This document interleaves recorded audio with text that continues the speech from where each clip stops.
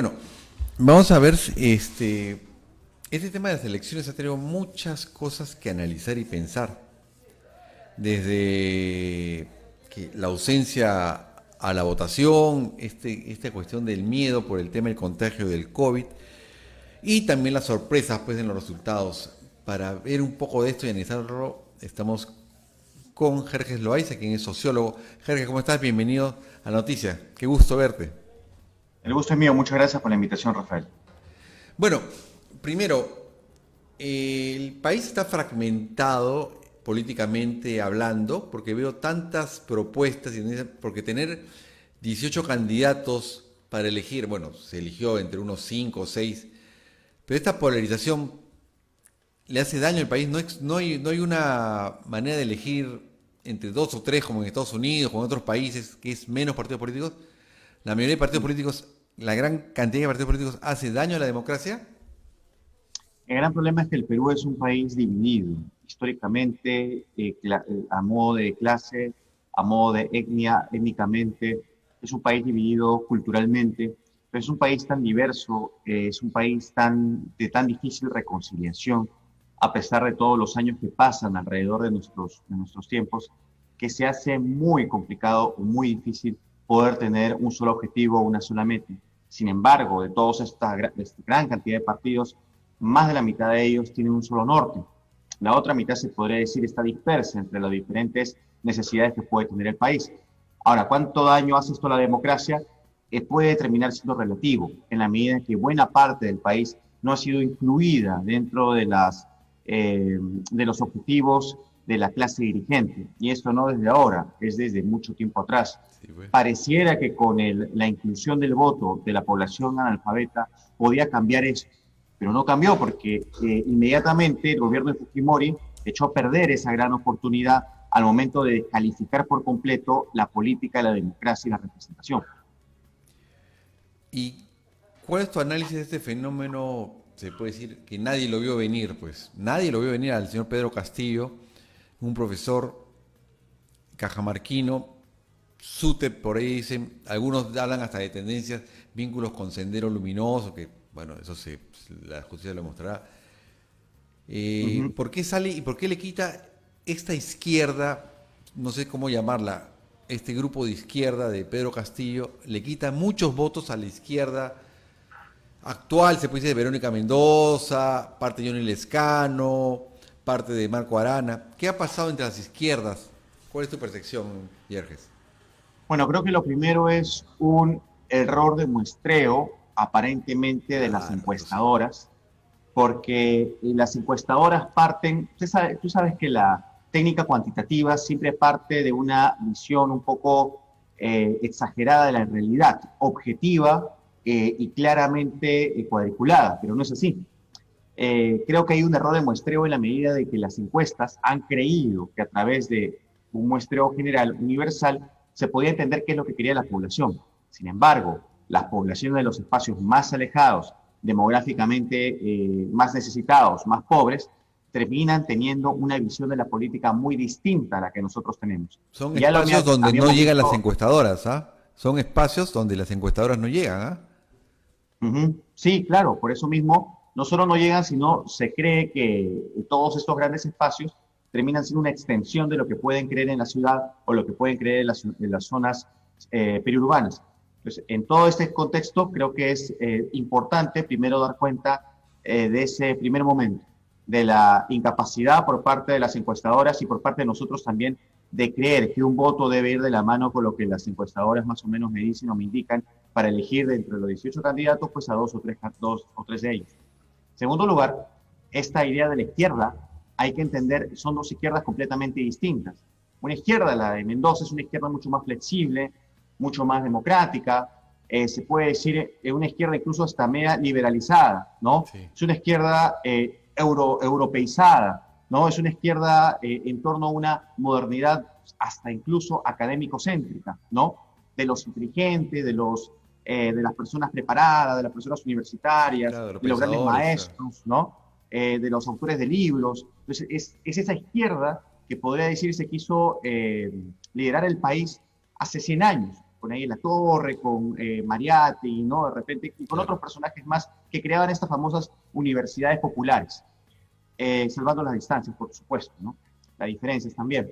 En cambio, en la actualidad estamos viendo esta otra izquierda, una izquierda más conservadora, una izquierda, se puede decir, incluso más radicalizada, una izquierda sin cuadro necesariamente, que termina teniendo la legitimidad de la academia, la legitimidad de estos otros espacios urbanos o espacios de la izquierda, que algunos le llaman caviar, pero en realidad estamos hablando de una izquierda un tanto más acomodada y con una mayor, de repente, posibilidad de poder debatir estos grandes temas del país, pero adscritos a zonas de confort.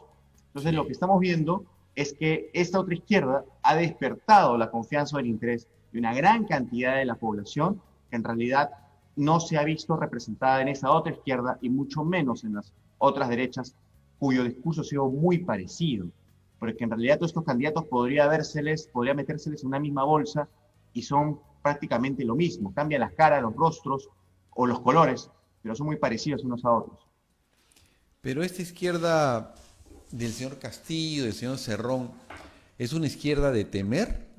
¿Tú lo ves así? Porque la gente habla, pues yo leo redes sociales, son unas personas que no han usado redes sociales, primero no han usado como los demás candidatos, incluido Verónica Mendoza y el resto de redes sociales, pero esta izquierda del señor Pedro Castillo, muchos dicen, si él llega vamos a ser como una Venezuela, si tiene vínculos con Sendero Luminoso, es una izquierda radical, es una izquierda que va a expropiar todo. ¿Es Mm. así? ¿Por qué se crea este miedo, este temor hacia la gente y en una segunda vuelta? Una de las cosas que se ve en Internet, por ejemplo, es eso, ¿no? ¿De qué vale que quieras convencer a todos que no voten por Castillo? Porque en realidad los que van a votar por Castillo no tienen Internet, ¿no? Es una cosa que se ha Así visto en es. redes sociales. Y otra que también se ha visto es, ¿para qué metías tanto miedo a una izquierda democrática, socialdemocrática, de tendencia hasta liberal, que decías que era extrema, que iba a expropiar Venezuela, y ahora viene una que te da mucho más miedo y que en realidad es mucho más parecido a tu peor pesadilla, ¿no? Creo que el gran problema ha sido no visualizar qué representa cada propuesta política, no detenernos a leer, ¿no? Su plan de gobierno, no detenernos a escuchar. Creo que ese ha sido el gran dilema. El miedo, el temor o el trauma, que podemos decir, de buena parte de la población, y hay que destacarlo también de los medios periodísticos, en términos generales lo digo porque los medios periodísticos tampoco dieron cuenta de este fenómeno Castillo, no dieron cuenta de lo que la población sentía porque estaban adscritos a una población distinta, diferente, modernizada, entre comillas. Pero ya lo han dicho los especialistas, en el Perú la modernidad nunca se ha desarrollado como hubiéramos querido, es una Sí. modernidad esquiva, ¿no? Entonces, volviendo a la pregunta, yo personalmente voy a estudiar el tema de Castillo en lo que va de los siguientes días y semanas, Ah, quiero qué bueno. leer a profundidad su plan de gobierno, quiero escucharle también, pero mi mayor temor es que no se trata de una izquierda que puede eh, ponerse al nivel de repente de la otra izquierda, porque es muy distinta, es una izquierda conservadora, es una izquierda Sí. que rechaza muchos derechos, es una izquierda que no ve el enfoque de género, es una izquierda que no habla de la inclusión de la mujer, es una izquierda que es sumamente, que deteriora bastante los pequeños avances que hemos tenido en derechos humanos en los últimos años. Entonces, eso es un gran temor, a mi modo de ver, desde el inicio de lo que puede ocurrir. No se ha pronunciado sobre el tema de la SUNEDO, por ejemplo. Entonces, estamos hablando de educación básica, educación superior, derechos sociales. En ese sentido, que me interesa mucho, no veo ningún tipo de avance. Y eso sí, a mí personalmente me da mucho temor. Y de repente, al ser el señor Pedro Castillo de Cajamarca, siendo rondero, porque los ronderos tienen su manera de pensar, de cómo hacer justicia, de repente quiere aplicar algo así, o sea no le digo que vaya con un látigo y azote a la gente, sino esa cosa fuerte, radical, en contra de la corrupción, en contra de, tú lo has dicho, de la ideología de género también, porque creo que en su plan de gobierno no habla de ideología, no considera el tema de ideología de género, siendo él profesor y teniendo que estar actualizado, entre comillas, o sea, no lo hace. Y también, ¿qué opinas tú de este Congreso que va a salir ahora? Lamentablemente, por ejemplo, el señor Vizcarra, con todos los acusaciones que tiene, visible por todos lados, pues es la persona más votada. ¿Qué nos pasa a los peruanos? ¿Por qué elegimos así? O sea, ¿qué pasa en la mente, tú eres sociólogo, qué pasa en la mente de los peruanos que cada 5 años votamos y a los 3 meses, 6 meses nos arrepentimos del voto? ¿Qué pasa con los peruanos, Yerges? Bueno, es que no tenemos un ejercicio político deliberativo, no estamos excluidos de la política. Nos parece que eso es un fenómeno externo y ajeno a nosotros. El país se ha despolitizado, como lo dije, en el 85 todos votamos, una fiesta, al fin podía votarse Sí, claro. toda la población peruana, pero del 90 en adelante, durante 10 años, se despolitizó a la población. Se nos hizo creer que la política no servía y que debíamos creer solamente una suerte de caudillo, mesías. Durante los siguientes años hemos tratado de hacer que la población tenga un mayor compromiso por lo que hace, pero es difícil aún en la actualidad. Por eso durante 5 años hemos estado algo así como en un sarcófago, ¿no? Y de un momento a otro nos sacan a la luz, no podemos ni ver, estamos enceguecidos por una luz muy, muy fuerte que nos dice ahora elige un candidato, pero no sabemos qué candidato. Muy poco tiempo. Y muchas de las personas han decidido en la cola, en la fila, u otros ni siquiera han decidido y simplemente han marcado por extensión al candidato que le ha parecido importante a la presidencia. No tiene idea quiénes son los candidatos a la presidencia, no tiene idea de los números ni nada por el estilo. Creo que es una falta, una ausencia o una carencia de educación política o de formación política que no quiere decir especializada, pero sí quiere decir interesada por lo que es la democracia, la representatividad. No tenemos de eso aún. Sería interesante tenerlo, pero no lo tenemos aún. ¿Qué diferencia pues con otros países que creo que saben elegir y la fiesta democrática es bueno? Bueno, es una gran diferencia también porque la educación así lo permite. Mira tú, en otros países, por ejemplo, de Europa, los profesores hacen educación cívica con sus estudiantes yendo a protestar. Juntos hacen un pequeño cartel y salen a protestar contra determinados fenómenos. Claro. Acá un profesor hace lo mismo y va a terminar en la cárcel No tiene la cárcel, que los chabures, por hacer cagado y todo. apología del terrorismo, ¿no? O sea, es una cosa muy distinta. Acá en el Perú no se desarrolla, no se forja una educación cívico-patriótica en términos políticos, sino en términos militarizados, en términos dogmáticos y en términos autoritarios verticales. Esa es la gran diferencia. Una última pregunta, Jerjes. El día domingo hubo mucha ausencia de votos, de mucha gente que no fue a votar. Y también la tercera edad se vio maltratada desde las 7 de la mañana por gente que no pudo instalarse en las mesas, no había miembros de mesa. Mala estrategia de la OMPE. ¿Cuál es tu punto de vista? ¿Cómo se vio prever todo esto? ¿Y por qué la gente no quiso votar? Bueno, creo que las personas tienen todo el derecho de no votar por el miedo. O sea, el miedo a contagiarse es mucho más grande que toda la cantidad de dinero posible, Sí, ¿no? claro. De todas maneras, tal vez hubiera sido mejor establecer quiénes pueden ser miembros de mesa, quiénes pueden estar ahí presentes, personas dentro de un rango de edad que nada lo asegura, pero podrían no contagiarse, elevar, incrementar la cantidad de dinero que se les ofrecía. Creo que 120 soles es muy poco.